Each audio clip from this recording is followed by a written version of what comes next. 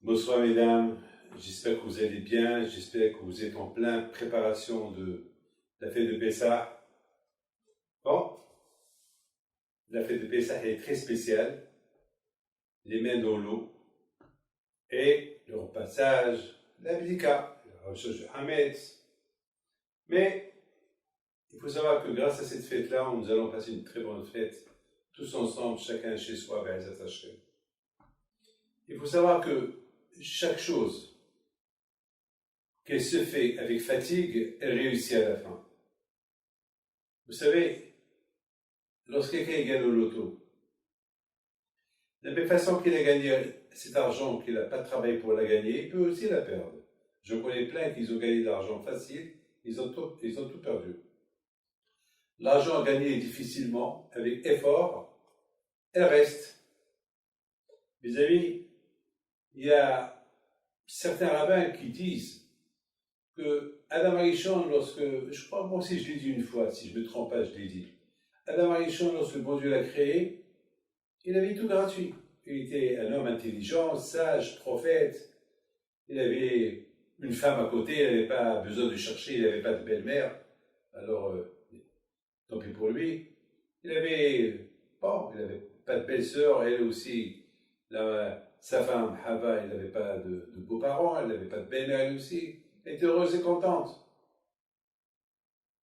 Ils ont tout reçu gratuit. Ils avaient tout. Et pareil que tout se faisait tout seul pour eux. À tel point que ils étaient tellement gâtés que même, il paraît d'après nos sages, que même les anges, ils venaient les servir, voir s'ils ont besoin. Et à la fin, vous voyez ce qui s'est passé, les choses gagnées facilement, il a été perdu facilement.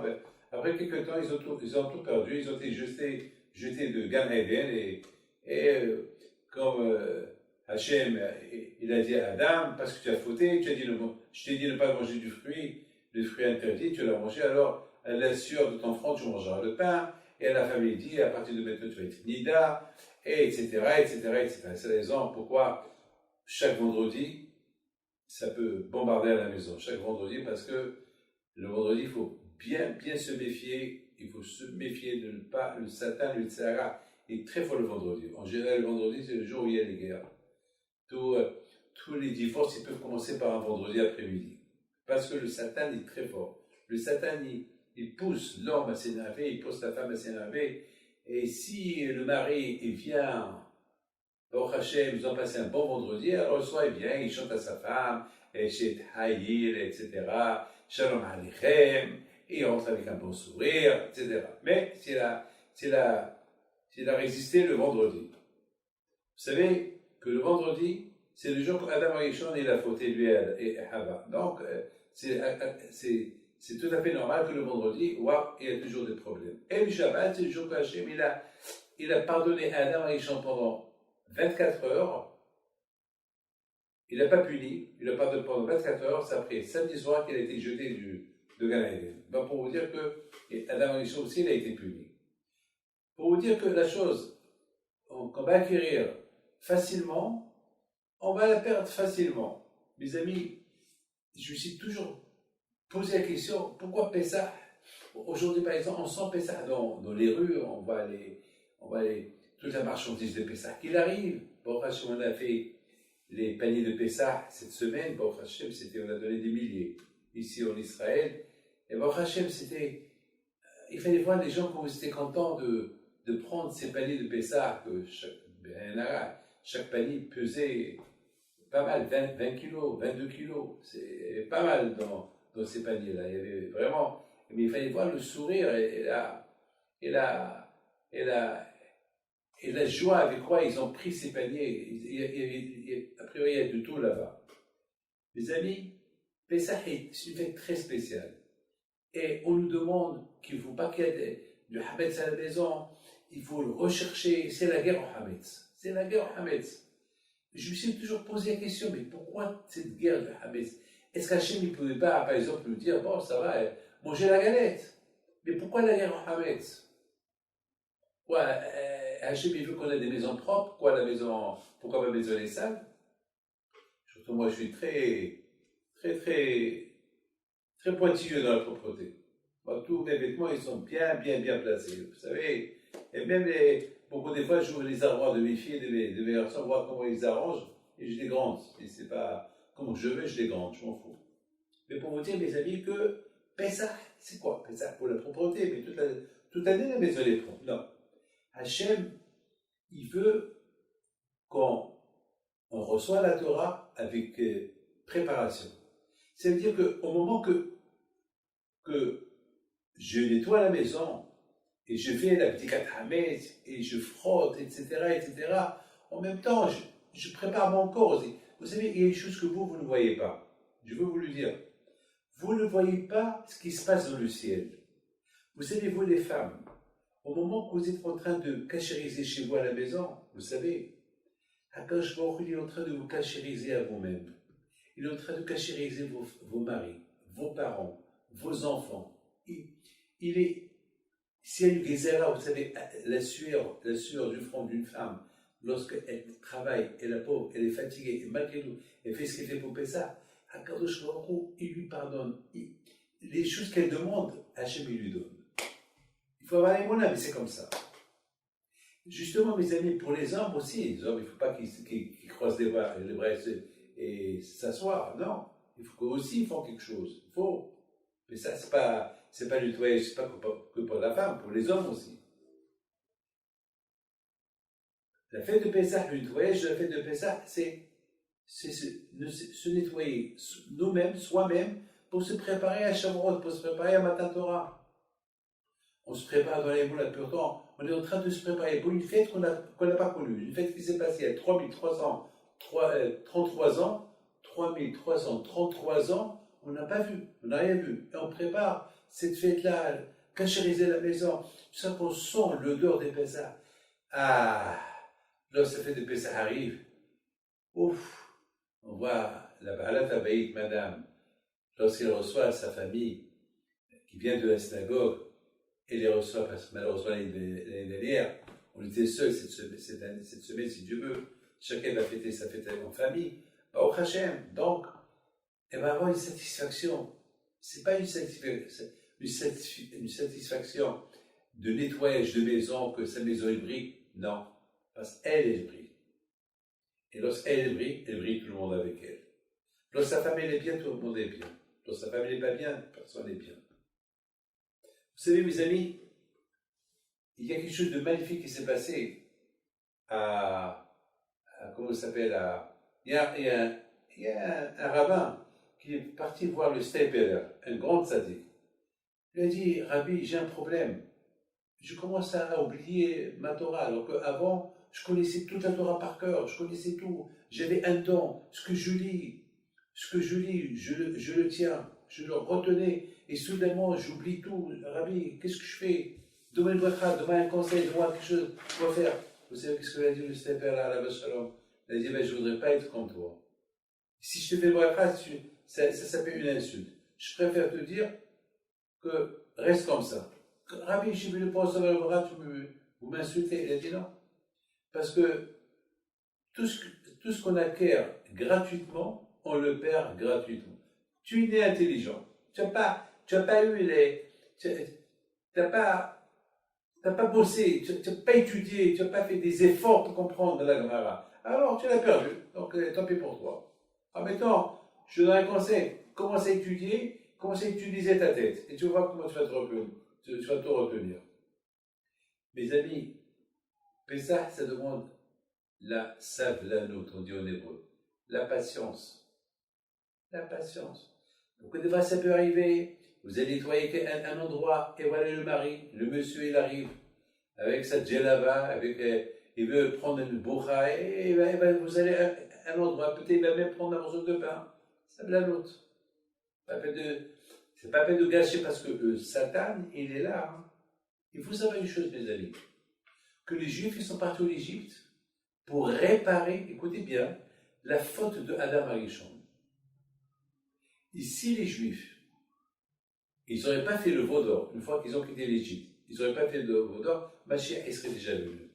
on ne serait pas là aujourd'hui. On ne serait pas là aujourd'hui dans la souffrance. Mais malheureusement, il s'est passé que ils ont fait le veau d'or. Alors maintenant, on est en train de réparer la faute de Adam Rishon, jusqu'à que Hashem, on l'aurait réparé. On n'est pas loin, on est à la veille. Mettez ça dans la tête, on est à la veille. Comment ça, je ne peux pas vous le dire. Mais je suis convaincu, je suis croyant, je sais, chaque année je dis l'année prochaine, et encore l'année prochaine, et c'est comme ça jusqu'à qu'il vient. Voilà, on l'attend. Vous savez que la première question qu'on pose à la personne après 120 ans dans le ciel, est-ce que tu l'as attendu? Quelqu'un qui veut prendre un taxi, et que c'est le seul taxi, eh ben, il lui dit je viens dans une demi-heure, il descend, il attend. S'il ne vient pas après une demi-heure, qu'est-ce qu'il fait? Il attend. Après une heure, il attend toujours. Pourquoi? Parce que c'est le seul taxi. Mes amis, c'est comme ça, ma chère. Il faut attendre. On ne sait pas exactement à quelle heure, on attend. Donc, finalement, le Pessah, cette sortie de Pessah, c'est une fois que les Juifs ils ont réparé la faute d'Adam Arishon. Ça veut dire qu'il y a un lien entre la sortie de l'Égypte et Adam Arishon. Et mettez ça dans la tête. Lorsque Hachem il a créé Adam Arishon, le monde était parfait. Il n'y avait pas de problème, il était parfait. Malheureusement, il a fauté et le monde est devenu imparfait. Et non, on doit rendre le monde encore parfait. On est au service d'Hachem. Alors, comment on va rendre le monde parfait? Alors, c'est la raison pour qu'on est parti en Égypte. On a travaillé en Égypte, on a eu des esclaves en Égypte. On était esclaves chez le pharaon. Et bon, une fois qu'on a tout réparé, c'est là, il manquait que recevoir la Torah. Et Mashiach serait venu. Et le monde serait retourné à être comme à la création du monde. Chaque Pessah, le monde, vous savez, c'est comme la montre. Les aiguilles qui tournent de midi à midi. Le monde a été créé à midi, par exemple, et puis les Juifs, entre-temps, Adam, il a fauté, et il y a eu Abraham, Yitzhak, Yaakov, l'histoire, et hop, les Juifs ils étaient esclaves en Égypte, et lorsqu'ils ont quitté l'Égypte, c'était c'était à peu près à midi moins quart. Et lorsqu'on a reçu la Torah, on est arrivé à l'aiguille midi. Le monde a été créé à midi, l'aiguille est arrivée à midi, maintenant, c'était midi moins 5. Le temps que Moshe Rabbeinu descend, et les Juifs ont fait le veau d'or, et voilà, on est encore en exil. Mes amis, la fête de Pessah, c'est la fête de la patience. C'est la fête aussi de la patience. La patience. Et chacun de nous doit savoir que Pessah, c'est aussi la fête des cadeaux. La fête des cadeaux. Il faut rendre, la Gemara dit qu'à Pessah, il faut acheter des petits cadeaux à la femme. Même ceux qui n'ont pas, qu'il achète des pistaches, qu'il achète des amandes, qu'il achète, selon ses moyens, beaucoup de fleurs, une belle montre, et pourquoi pas des beaux vêtements. Celui qui l'a, qui dépense. S'il n'a pas, il n'a pas, j'ai rien à dire. S'il n'a pas, qu'il bénisse chez moi. Mais celui qui a les moyens, il faut qu'il garde sa femme. Pourquoi pas? C'est la fête. La fête, avec tout ce qu'elle a fait pendant la fête, eh bien, et nous rend, Baruch Hashem, et nous rend la vie bien pour passer bien la fête, alors il faut la gâter aussi. Et c'est ça la fête de Pessah. La fête de Pessah, il faut qu'il y ait le sourire, il faut qu'il y ait la joie, il faut inventer cette joie-là. Il faut l'inventer, mes amis. La fille, vous savez, mes amis, je voudrais vous raconter une très belle histoire. Il y avait une fois un grand sadique qui s'appelle Bishmael. Et Bishmael, c'était l'ami de Rabbi Shimon Bar Yochai. Un jour, sa mère, elle vient chez Hachamim, et elle dit à Hachamim, mon fils Ishmael, il ne me respecte pas. Hachamim, ils étaient fous de rage. Quoi, Ishmael ne te répond pas? Non, il ne te respecte pas, ne me respecte pas. Alors, ils ont vu Bishmael a baissé les yeux, ils ont demandé à Bishmael, dis-moi, c'est vrai ce que ta maman a dit? Il dit, non, elle veut que je fasse quelque chose que je ne peux pas faire. Quoi? Je ne peux pas dire. Je ne veux pas lui manquer le respect, je ne peux pas faire ce qu'il me demande de faire. Alors, Hachamim, ils disent à la mère de Bishmael, qu'est-ce qu'il veut? Qu'est-ce que vous lui demandez à faire qu'il ne veut pas faire? Il dit, vous savez, mon fils Ishmaël, il est du matin au soir à la yeshiva, il étudie la Torah. C'est un tzaddik, voilà, il est comme vous. C'est l'ami de Rabbi Shimon Bar Yochai. Et lorsque le soir il vient à la maison, je prépare une soupe, je prépare un bon repas. Et je veux le détendre, je veux lui laver ses pieds avec de l'eau tiède, et j'ai envie de boire cette eau-là qu'elle était à la yeshiva du matin au soir. Il ne veut pas. Alors, Hachamim, il regarde Rabbi Ishmael, c'est vrai tout ça? Oui, mais je ne peux pas, je peux pas lui donner mes pieds, c'est manque de respect. Je lui donne mes pieds, qu'elle les lave et qu'elle boit l'eau, mais attends, mais c'est pas hygiène. Alors Hachamim, ils ont dit, mais elle est heureuse. Ils n'ont pas dit c'est pas hygiène. Regardez Hachamim. Ils n'ont pas dit c'est sale, c'est pourri. Ils ont dit à Bishmaël, mais elle est heureuse. Elle est heureuse que tu es tzaddik. Elle est heureuse que tu étudies la Torah.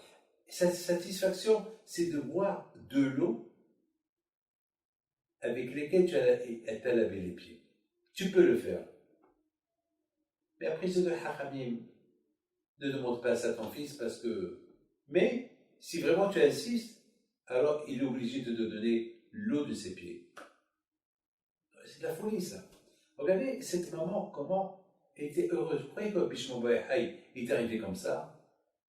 Rabbi Meir Barandes, Rabbi Haïm Tablomet, Rabbi Haïm Pinto, Rabbi Yaakov Essera, tous ces grands tzadikim, les lumières de la génération. Pourquoi? Vous savez, il y a un grand tzadik à Essaouira, il s'appelle Rabbi David Ben Hazan, à la Shalom. Il était l'ami de Rabbi Haïm Pinto. Lorsqu'il a étudié la Torah, il a accroché. Il avait, comment ça s'appelle, il y avait 2 anneaux dans le mur avec la ficelle, et avec la ficelle, c'est de la folie. Comment ça s'appelle, n'a pas la ficelle, avec ses péotes, pardon, ses péotes, il a attaché ses péotes et sa barbe avec ses anneaux pour ne pas qu'il s'endorme.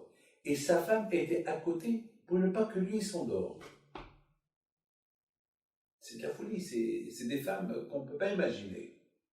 Ces tzadikim d'abord. Comment ils sont arrivés, ces tzadikim-là? Ben, c'est grâce à leur maman, c'est grâce à leurs femmes qu'ils sont arrivés ce qu'ils sont arrivés. Vous savez, mes amis, qu'à la sortie de l'Égypte, il y a quelque chose de magnifique, je vais vous dire. Il y a quelque chose qui s'est passé, que lorsque Moshe Rabbeinu leur a dit, on va quitter l'Égypte la veille le 15 Nissan, c'est-à-dire c'est-à-dire que la veille de Pessah, c'est cette année, la veille de Pessah, c'est samedi soir. D'accord? Alors, il leur a dit, bon, préparez-vous, mettez les chaussures, mettez les sacs sur votre dos et préparez-vous pour la sortie de l'Égypte. Vous savez quand est-ce qu'ils ont quitté l'Égypte? Le lendemain à midi. Alors pourquoi depuis la veille, ils avaient les chaussures sur leurs pieds, ils avaient le sac, ils avaient la ceinture, ils étaient prêts, je ne comprends pas. Attends, ils vont rester comme ça 12 heures ou 15 heures. Parce que la Torah dit qu'ils ont quitté à midi. Alors s'ils ont quitté à midi, alors à midi, ils mettent les chaussures, ils mettent le sac sur leur dos, et voilà. Pourquoi? Vous savez pourquoi, mes amis? Ça prouve la émouna qu'ils avaient. Cette émouna, imaginez-vous les femmes de l'époque. C'est en général, c'est la femme qui prépare tout, les valises, tout, c'est la femme. Imaginez-vous déjà, les femmes, elles étaient prêtes. Vous imaginez, pendant 12 heures, les sacs sur leur dos, c'était lourd. Mais qu'est-ce qui s'est passé exactement? Pourquoi attendre? Eh bien, mes amis, c'est ça la émouna. Ils voulaient tellement quitter l'Égypte qu'ils étaient prêts à attendre pendant 12 heures avec les vêtements et les chaussures sur eux, dans leurs pieds, et attendre le moment que Moshe leur dit allez, on quitte. Regardez cette préparation. Imaginez-vous que par exemple, je vous dis demain, l'avion il est à midi. Vous allez partir quand? 2 heures avant le départ. Vous n'allez pas partir 15 heures avant le départ, en train d'attendre à la porte de l'avion. L'avion, il n'a même pas quitté encore New York et déjà tu attends à l'aéroport. Non. Et Am Israël, ils voulaient tellement quitter, ils avaient tellement l'amour dans la cage Baruch, et c'est grâce aux femmes. C'est grâce aux femmes qu'ils ont fait tout ce balagan à la maison. Allez, préparez-vous, allez, mettez les chaussures. Attends, papa, maman, attends. Maman, on a le temps jusqu'à demain, jusqu'à demain. Il dit, non, non, maintenant. C'est comme ça que les mamans, ils ont éduqué leur enfant, dans cette émona-là. C'est de la folie, ça. C'est quelque chose qu'on ne peut pas imaginer. Moi, je pense qu'à partir de... C'est pas logique comment les mamans ils se sont comportés avec leur famille. À 15, 12 heures, 13 heures, 15 heures avant qu'ils ont quitté l'Égypte. Eh ben, c'est comme ça qu'ils ont voulu éduquer leur enfant. Comment se préparer à faire une mitzvah? Se préparer à faire une mitzvah, c'est pas à la dernière minute. Par exemple, quelqu'un qui veut aller à la synagogue, c'est pas à la dernière minute qu'il va se lever pour aller, il va arriver en retard. Eh ben, il se prépare bien à l'avance.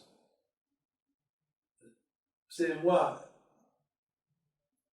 vous pouvez demander à ma famille, tout le temps quand je voyage, je vais toujours 3 heures, même 4 heures avant le départ. Et personne ne comprend. Pourquoi? Parce que je suis comme ça. Parce que toujours, je dis, peut-être il y a un accident sur la route, peut-être il y a beaucoup de trafic, beaucoup de circulation. Alors, je préfère attendre à l'aéroport que d'attendre à la maison. Parce que à l'aéroport, je peux m'asseoir, je peux lire un peu, mais courir, et le stress, pourquoi? Je suis comme ça. De qui j'ai appris ça? De mon père. Mon père avait shalom. Lorsque je devais voyager, me réveillait 6 heures avant le départ. C'est comme ça. Mes amis, les Juifs, à l'époque, ils étaient déjà prêtes. 12 heures, 15 heures avant le départ. Pourquoi? C'est comme ça que les mamans les ont éduqués. Je voudrais vous raconter une histoire spectaculaire. Il y avait une fois un grand tzaddik. Tout d'abord, une seconde. Il y a une femme, elle venait me voir toujours à Paris. Tout le temps, elle avait des... Tout le temps, elle venait avec son fils, qui était dans une chaise roulante. Le pauvre, il avait une maladie, et à cause de cette maladie, et le pauvre est devenu... Je ne me rappelle pas si c'est une maladie où il est tombé, il est devenu paralysé, mais en quelques années, elle venait toujours de la peine pour elle. Non seulement était divorcée parce que son mari l'a quittée, parce qu'il ne voulait pas l'aider. Il ne voulait pas l'aider, et la pauvre, et bien, une fois j'ai pleuré. La pauvre, une femme maigre, et son fils déjà l'a commencé à grandir.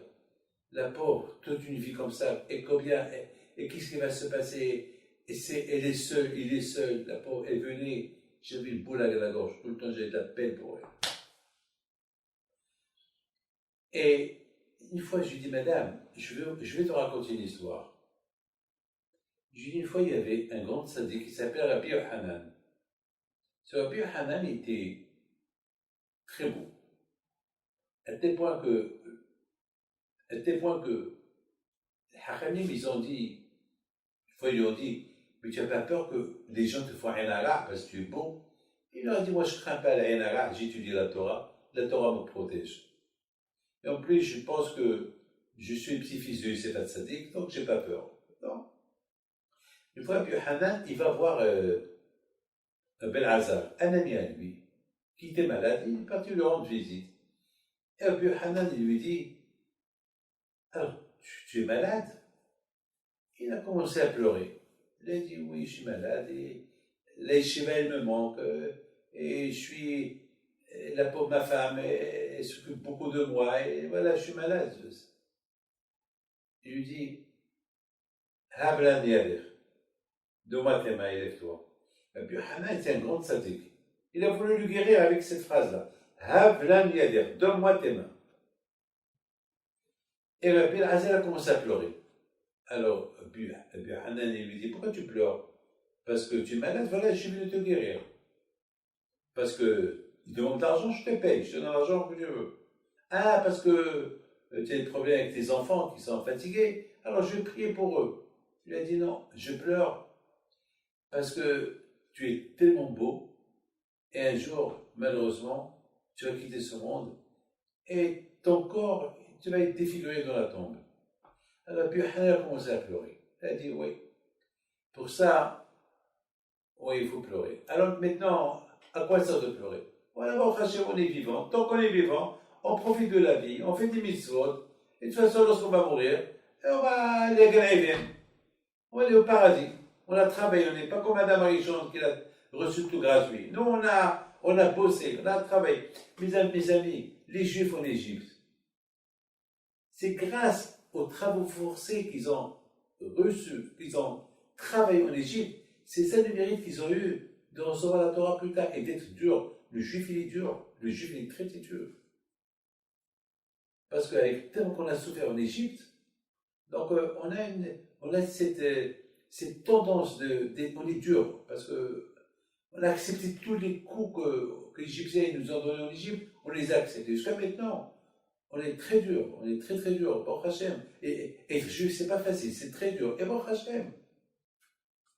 Voilà, on a réussi. On a réussi nos paris, Baruch Hashem. Grâce à Dieu. Ah, écoutez bien. Rabbi Yohanan lui dit, bon maintenant, laissons après 120 ans. Maintenant, toi, tes mains, lève-toi. Il l'a levé, et Rabbi Hazar, il l'a guéri. Et c'est l'histoire que j'ai racontée à cette femme. J'ai dit, madame, raconte cette histoire chaque fois à ton fils. Raconte-lui. Peut-être un jour, tu vas réussir. Peut-être un jour, tu vas le lever. Elle a commencé à rigoler. Elle a dit, mais c'est à vie. Ce qu'il a, c'est à vie. J'ai dit, madame, pourquoi tu viens me voir? Elle m'a dit, j'ai la Emouna. Alors, je lui ai dit, voilà, je t'ai raconté une histoire. Si tu as une Emouna, passe à l'expérience. Et c'est comme ça. Chaque fois, il venait me voir, encore, avec son fils, avec le chariot. Et chaque fois, je lui dis, alors tu l'as raconté. Alors une fois, je lui dis, raconte-moi comment tu l'as raconté. Elle me raconte. Et elle me raconte comment elle fait à son fils, donne-moi tes mains. Ah, elle a commencé à dire comme moi, Abla Yader. Et elle essaie pour le lever, mais son fils, il est paralysé. Pendant 2 ans, je ne l'ai pas vu, cette femme-là. 2 ans, 2 ans et demi. Un jour, il y a une femme qui vient me voir. Elle vient avec son fils. Elle s'assoit et me dit, Rabbi David, vous reconnaissez mon fils? Je dis, non. Vous me reconnaissez? Madame, non, parce que je n'ai pas le droit de... Mais je venais toujours chez vous. Oui, mais je ne me rappelle pas. Vous êtes qui, madame? Ben, c'est moi la femme qui est venue avec son fils paralysé. Alors là, j'ai sursauté, je me suis levé, je me suis dit, vous? Lui? Oui. Mais je ne t'ai pas vu depuis 2 ans et demi. Je sais, parce que malheureusement, elle était malade pendant 2 ans, la pauvre, et c'est lui qui s'est occupé d'elle. Comment ça s'est passé? Racontez-moi. Rabbi David, j'ai fait ce que vous m'avez dit de faire. Je racontais tout le temps l'histoire de Rabbi Yohanan et Rabbi Hazar. Et un jour, il m'a presque étranglé. Il me dit, maman, si tu me racontes encore cette histoire, je te tue. Je t'étrangle, maman. Arrête des bêtises. Ce Rabbi David, il te dit de me raconter cette histoire. Ça fait des années que tu me la racontes, j'ai ras-le-bol de l'écouter, je ne veux plus l'écouter. Ne me raconte plus cette histoire-là. Hablan, galère, donne-moi tes mains, lève-toi. Non! J'ai peur. Alors il me raconte qu'elle avait peur de lui, mais maintenant, il ne savait pas comment faire. Alors de loin, il lui a raconté l'histoire, mais il avait peur de l'approcher. Et un jour, il s'est tellement énervé sur elle, jusqu'à presque, il a voulu sauter sur elle, et il est tombé par terre. Alors, il est tombé par terre, et il ne savait pas quoi faire, il faut qu'elle le lève. Mais maintenant, lui criait. Ouais, c'est à cause de ton maman, avec ton histoire de Rabbi Yohanan, de Rabbi Hazar, arrête de raconter des bêtises. Et il a fait ses besoins par terre. Il ne savait pas quoi faire. Je lui dis, écoute, je vais t'aider pour te changer, te laver, mais à une condition. Je te dis, Havlan diadek et donne-moi tes mains. Sinon, je te laisse. Je te laisse. Il s'est énervé. S'il pouvait m'étrangler, il l'aurait fait. Mais ça a duré 2 heures. Ils m'ont dit, maman, je souffre. Aide-moi, lève-moi. Mais j'avais peur. Elle me dit, j'avais peur qu'il me tue. J'avais peur. Peut-être préparer un coup. Alors là, on aurait été dans une salade tous les deux. Et je vois qu'il me donnait ses mains. Alors je lui dis, Habla Indiana, donne-moi tes mains. Il s'est accroché dans mes mains. Et le voilà, il s'est levé. Comment vous comprenez cette histoire? Vous allez dire, Rabbi David nous raconte des bêtises.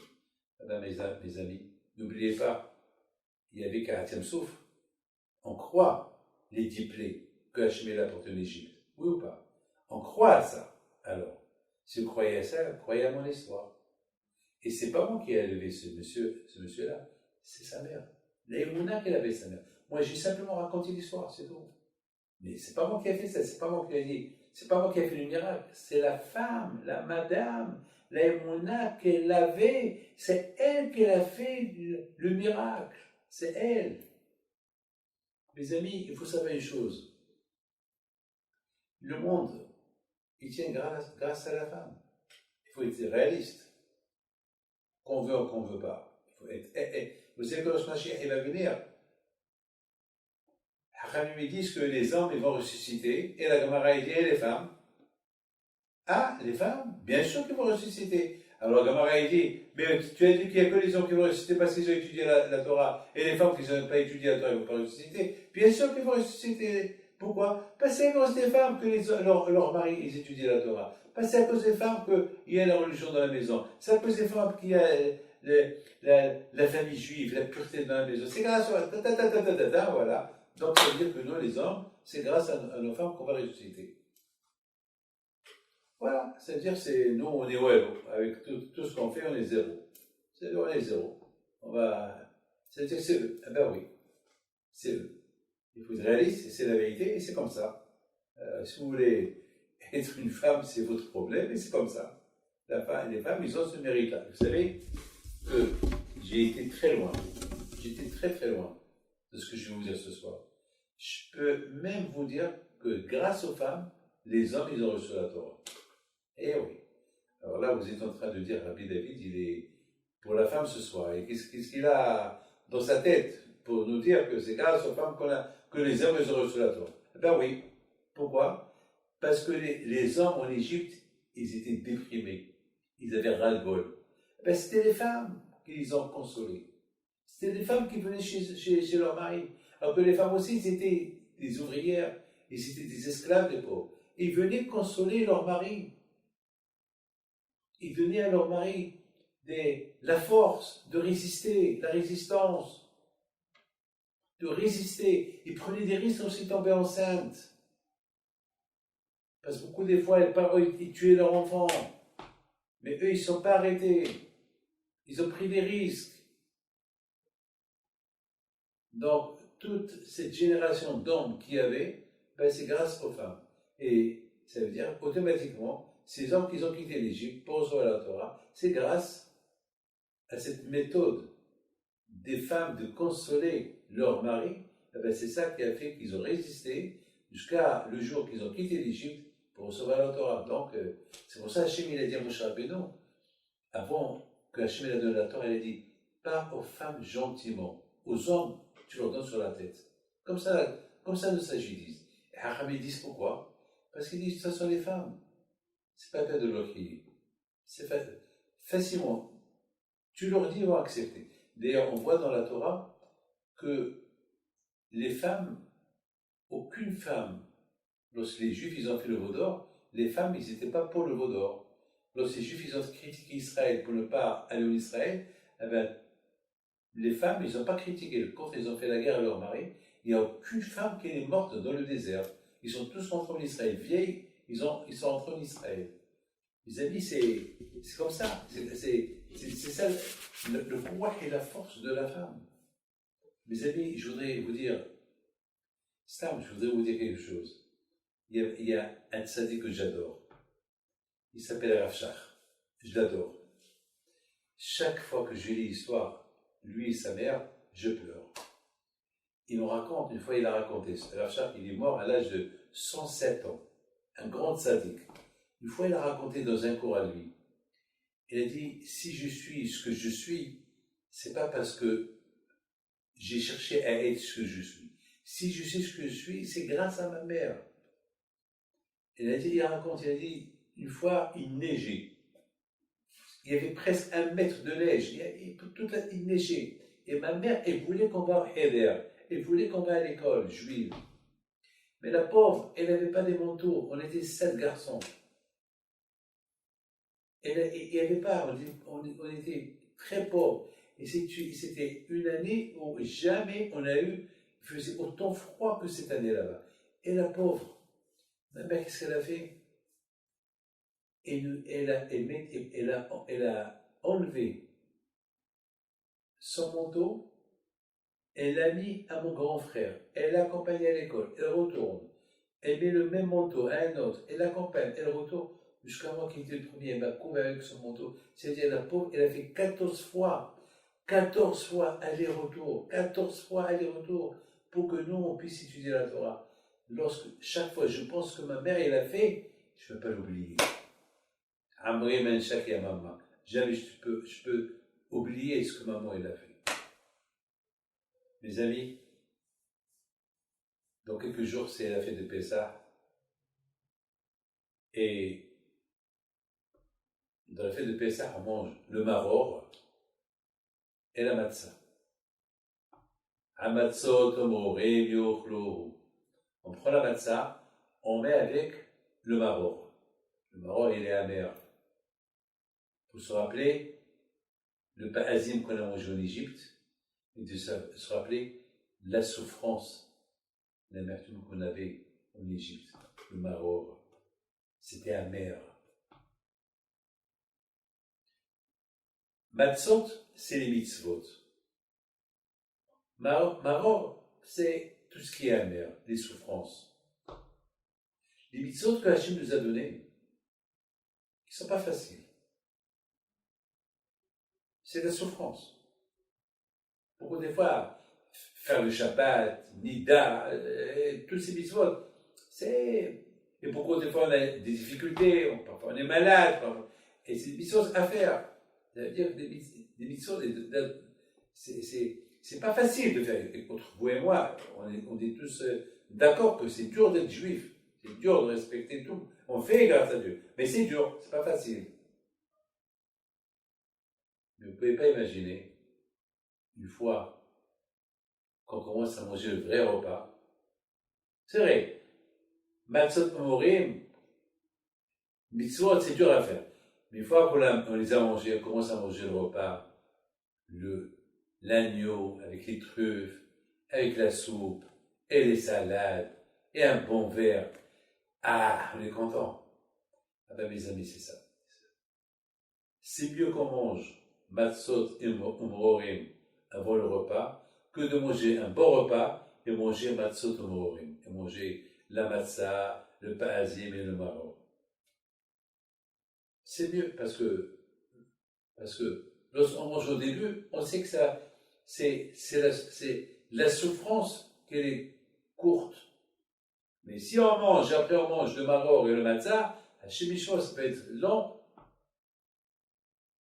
Mais qui a fait que Baruch Hashem, nos souffrances, ils sont allégées? Ben, toujours encore c'est la femme, Bémet. Toujours mon père, à la vache shalom, était dur avec moi, mais c'était ma mère qui me consolait. C'était ma mère avec son sourire, sa façon, comme elle me parlait. La Bible, des phrases que jamais j'ai entendu mon père me les dire. C'est maman qui les disait. C'est maman. Vous savez, à Botaï, je voudrais vous dire une chose, que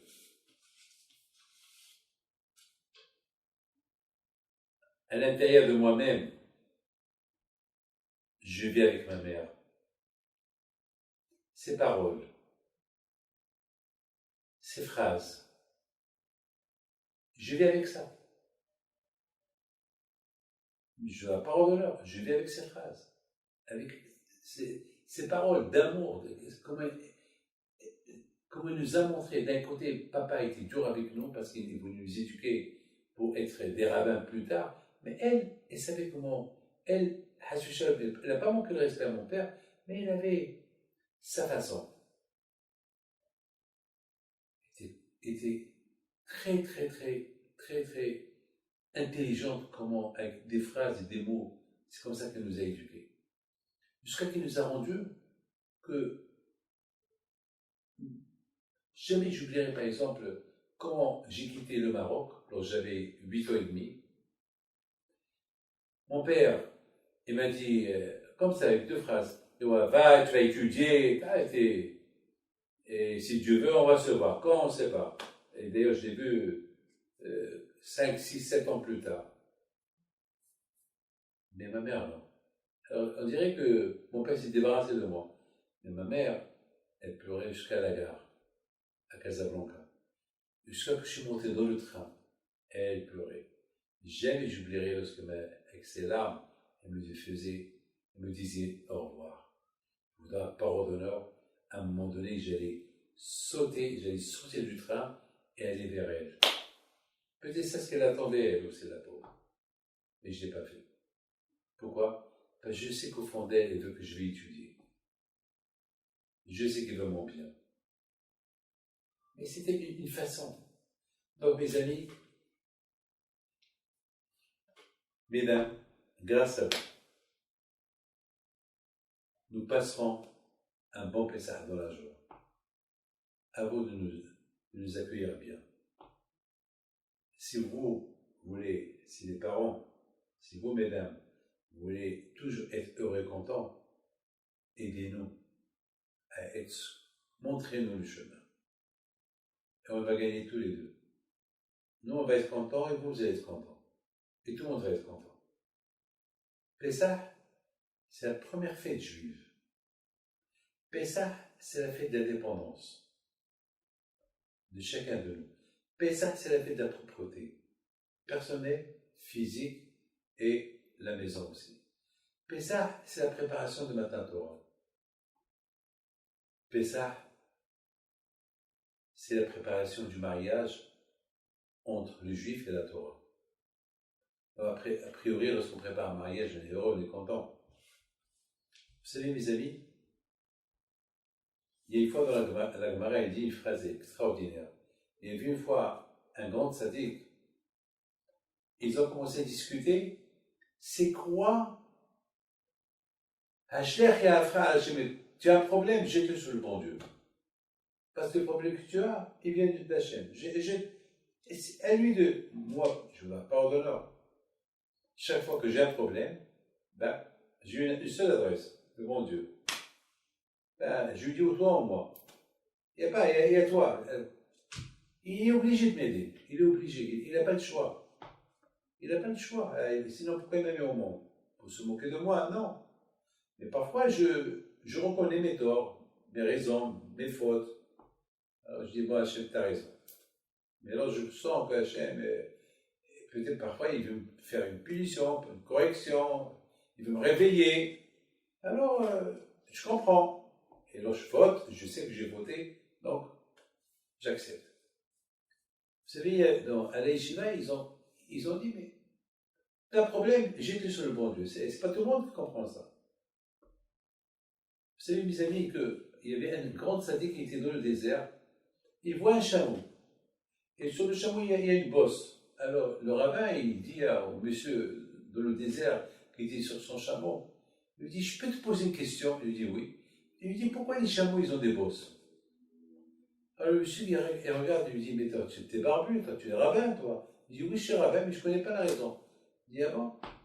Parce que le chameau, cette bosse qu'il a, c'est là-bas où il stocke l'eau. Et lui, il ne sait pas qu'il a de l'eau en lui. Et lui, il croit qu'il est champion. Il croit s'il traverse le désert, il croit qu'il est fort, il peut résister à la soif. C'est pas vrai. Parce qu'il a bu 300 litres d'eau, et l'eau, il est en lui. Ça veut dire que chacun de nous, on ne sait même pas. Nous, on marche, et le bon Dieu est avec nous, on a des problèmes, et on croit que tout va bien. Il n'y a pas un parmi nous qui n'a pas ses problèmes Et la solution de ses problèmes, ils sont en lui. C'est à lui de les découvrir. Mais il ne sait pas. Alors, l'aïmouna, il faut avoir confiance en Dieu. Il faut avoir confiance en Dieu. Moi, dans moi, je sais que ma mère et mon père, mais j'ajoute mon père aussi, il est en moi et il continue toujours à me guider.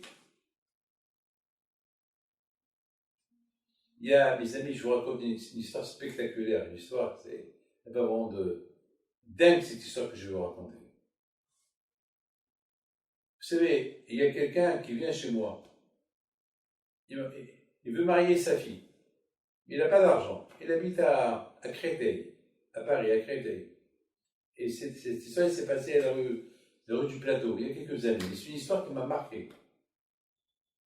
Alors moi, je lui dis, bon, je t'aide, je peux t'aider. Il me dit, non, je ne veux pas que tu m'aides, Rabbi David, non, parce que j'ai besoin d'une somme d'argent et le mariage c'est dans 2 jours et je n'ai pas d'argent et je ne sais pas comment faire et je ne sais pas si j'annonce à la famille du Hatam que je n'ai pas d'argent, c'est la fin. Et je lui dis, alors je t'aide un peu. Il a dit, non, merci beaucoup, c'est pas la peine, merci. D'accord, je ne veux pas que je t'aide pas, d'accord. Alors qu'Hachem il te donne, ah voilà, merci. Qu'Hachem, voilà, ça c'est une bonne bracha, voilà. De ma tête, j'ai rigolé. J'ai dit, mais boule, il faut, je propose d'argent, il ne veut pas. Et sa femme était assise à côté de lui. Elle a fait un grand sourire. Alors je lui dis, madame, je peux savoir pourquoi ce grand sourire? Elle me dit, ben justement, je ne veux pas qu'il accepte l'argent. Parce que lui, il est venu pour vous demander de l'argent. Il est venu, lui, pour vous demander de l'aide. Mais moi, je ne veux pas. Je veux. Ah bon, madame? Alors, c'est vous la folle. Me dit, Rabbi David, je ne suis pas folle. Elle n'a pas eu honte, hein. Me dire, Rabbi David, combien vous allez me donner? 500 euros? 200 euros? 100 euros? On a besoin de 10 000 euros. Alors, si vous nous donnez 500 euros, d'où je vais apporter 9 000? Je dis, madame, tu as raison. Alors, tu veux que c'est le bon Dieu qui les donne? Alors, oui, tu as raison. C'est vrai. Je ne vais pas lui donner 700 parce que je n'avais pas. Bon, tout ce que je peux vous dire, ils sont partis. Vous voyez pas, 3 heures plus tard, ils arrivent encore une fois. Alors là, quand je les ai vus entrer, le matin, ils sont entrés avec un grand sourire, je me suis dit, bon, ces gens-là, ils sont venus pour récupérer les 500 euros et je voulais ouvrir le tiroir. Elle me dit, non, elle, simplement, on est venu pour vous dire merci pour la bracha de ce matin et on a apporté le maaser, 10%. 1000 euros. Madame, vous êtes en train de se moquer de moi ou pas? Mais vous êtes venu ce matin, vous n'avez même pas voulu accepter d'argent, vous n'avez rien du tout, alors vous avez de l'argent, vous m'avez menti, non? On est sorti, on passe devant un kiosque, et j'ai dit à mon mari, qu'est-ce que tu penses si on achète le millionnaire? On a reçu la bracha. Hachem, il va nous donner. On a refusé les 500 euros, alors Hachem va nous donner. Alors il dit à sa femme, Arlette, réveille-toi, on a à peine l'argent pour retourner à Créteil. Si j'achète le millionnaire, ça veut dire qu'il n'y a pas de retour à Créteil, on va aller à Créteil à pied. Alors il lui dit non, il faut avoir les moyens. Hachem ici qu'on a besoin d'argent, Hachem ici dans 2 jours il y a le mariage, il n'y a personne qui va nous donner, tout ce qu'on avait, on l'a vendu, on n'a rien, et maintenant Hachem, il faut qu'il nous donne. Il y avait le propriétaire du kiosque, c'était un musulman. Il voyait ce couple des juifs qui parlaient entre eux, tantôt en arabe, parce qu'ils étaient d'origine d'Algérie, et tantôt en français. Alors lui aura parlé en arabe, il a dit Elle dit, ouais, venez, venez, venez. Qu'est-ce que vous cherchez? On a un problème, on veut acheter vous, le millionnaire, mais si on l'achète en perd, on est des pauvres. On n'est pas millionnaire, on est des pauvres. Elle leur a dit, combien d'argent vous avez? Ils ont dit, voilà ce qu'on a. Achetez. Peut-être, il y a un truc grave, peut-être vous allez avoir la chance. Si vous gagnez, vous allez gagner. Mais comment on va retourner à la crédit? Moi, je vous paye. Moi, je vous paye. Voilà, j'ai de la peine pour vous. Achetez. Je vous en prie, achetez. Prenez, voilà, achetez. Avec celui-là, vous pouvez gagner 20 000 euros. Avec celui-là, si vous gagnez celui-là, achetez. Aussi, celui-là, c'est acheter. Demandez quand vous voyez votre chance. Eh bien, ils ont acheté. Et ils ont gagné 10 500 euros. Et bien, ils sont partisans qui c'est l'argent. Là, il y en a. Mes amis, grâce à vous les femmes, on va passer une bonne fête. Alors, je vous en prie, la paix. La paix dans la famille, les beaux-parents. La paix, le respect. Inviter le monde. Respecter si c'est interdit en France à cause du confinement, faites attention. Ici en Israël, Baruch Hashem, c'est plus comme l'année dernière, c'est moins grâce à Dieu. Mais je vois qu'en France et en Europe, c'est pas encore la fin. Bezat Hashem, que le bon Dieu protège. Je reçois beaucoup des courriers. Vous avez beaucoup de malades, je donne la parole d'honneur. Faites attention. Pour ceux qui sont vaccinés, qui ont pris le vaccin, que le bon Dieu les protège. Pour ceux qui n'ont pas encore pris le vaccin, qui n'ont pas eu le corona, faites attention. Aujourd'hui, avec les variantes, ça peut être très dangereux. Voilà. N'oubliez pas que le Bdikat Hametz, c'est jeudi soir. On brûle le Hametz vendredi matin. Achetez que des pitotes pour les manger vendredi soir et Shabbat matin. Après, vous pouvez les jeter. Vous pouvez même les jeter dans comment ça s'appelle, dans les toilettes. Oh oui, c'est permis, dans les toilettes. Parce que c'est une façon de détruire le Hametz. Mangez comment ça s'appelle, dans les assiettes en papier, comme ça, vous les jetez, vous n'avez pas à les laver. Faites attention de manger dans le kasher, c'est mieux. Pour ne pas que vous allez laver les marmites qui sont Hametz. Sinon, vous allez laisser ça jusqu'après les fêtes. Et surtout, pour les premiers-nés, il faut qu'ils jeûnent. Pour ne pas jeûner, il faut qu'il y ait un siyum à la synagogue. Alors, nous, chez nous, à la Yeshiva, à Ra'anan, on va faire le siyum. C'est moi qui vais faire le siyum de la Gemara Psahim, jeudi matin. Si Dieu veut, à 7h du matin, 7h moins quart du matin. Et en France, etc., à vous de voir où il y a le siyum pour ne pas jeûner. Et bien sûr, pour ceux qui sont en France, vous avez 3 jours de fête, et Shabbat et dimanche et lundi. Non, on n'a que 2 jours, Shabbat et dimanche. Je voudrais vous souhaiter à vous tous une bonne soirée. Mercredi soir, on va aller à Essaouira, avec le Zoom, Shabbat et Pinto, et au Kotel, pour se préparer pour Pessah. Et Be'ezat Hashem, espérons que Mashiach viendra d'ici là. Et je voudrais souhaiter la fois chez les mains à Ishaï Ben Odélia Sarah de Marseille, que je lui donne la fois chez les mains. Et Saouda Bat Simha, Kakash Baruch, que la pauvre qui nous a quittés, que Hachem et son âme en paix, Hachem au Maroc. Et puis il se trouve que tout soit avec vous, avec la passez des bonnes fêtes. À mercredi soir, Hachem.